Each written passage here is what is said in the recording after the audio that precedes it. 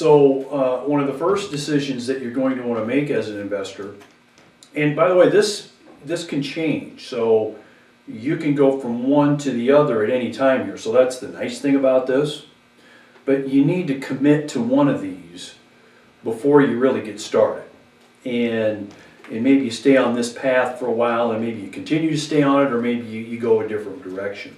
But there's really only, there's really only two directions you can go.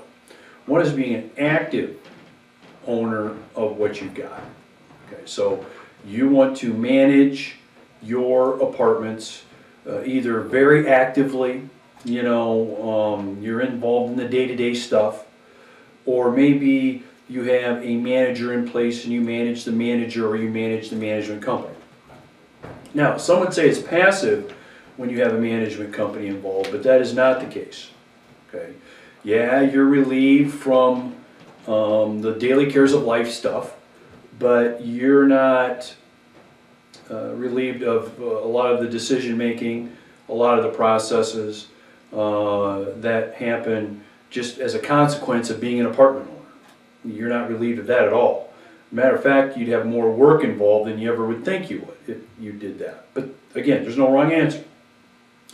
So you either want to be actively involved as managing your own property or properties and being involved in that, or managing a manager or management company rather, that's active, that's being actively involved. Or you want to be passively involved. And bottom line for passive investment is you're not involved in any of it. You invest money and that's it. That's it.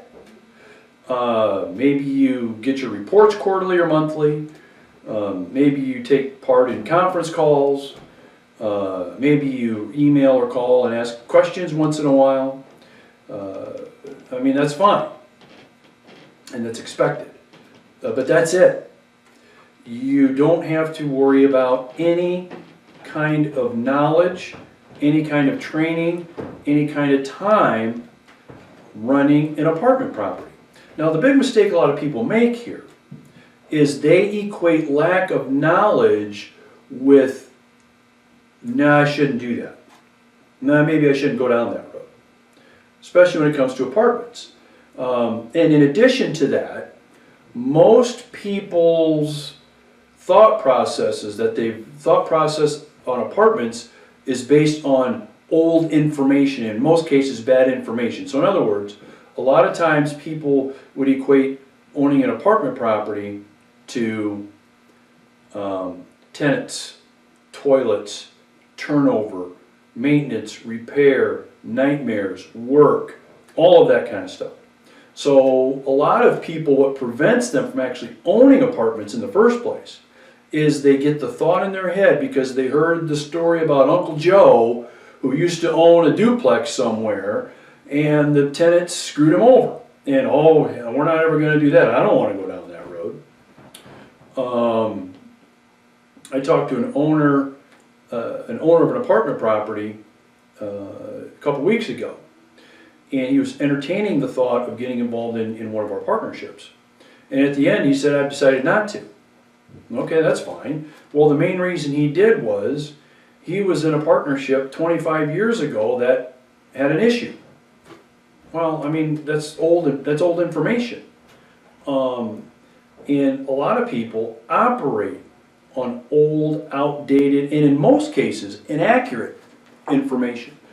And so that gets in the way of their thinking about being an owner of an apartment community or a partner in a partner community, and a partner in an apartment community, or owning their own property. And really right now, especially with the timing, they're missing out on the best, absolute best time. I'm sticking my neck out there if I say in history, because maybe that's going too far if I say that. But I'd say the best time in most any other time to own apartment communities, simply because of the trends we're seeing in demand from tenants and demand from investors wanting to own these apartments.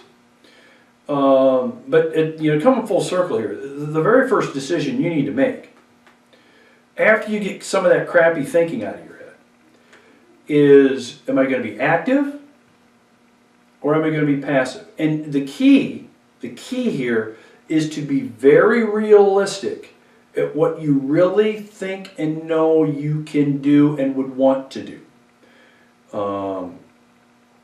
Because a lot of us can be pretty excited about running and owning our own properties and managing them at first. And then after we deal with the daily cares of life of managing a property, I mean, that could change. You may wonder, well, what the heck have I got myself into here? Managing it. Not that the property's doing poorly, but maybe you're working more than you thought, spending more time, effort, and energy than you thought, those kinds of things. So, bottom line is, are you going to be an active owner or a passive owner? And focus on that, and focus on the best opportunities down those categories. And again, you can change. Okay, you can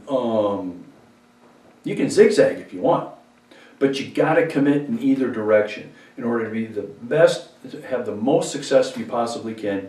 You got to commit in either one of those directions.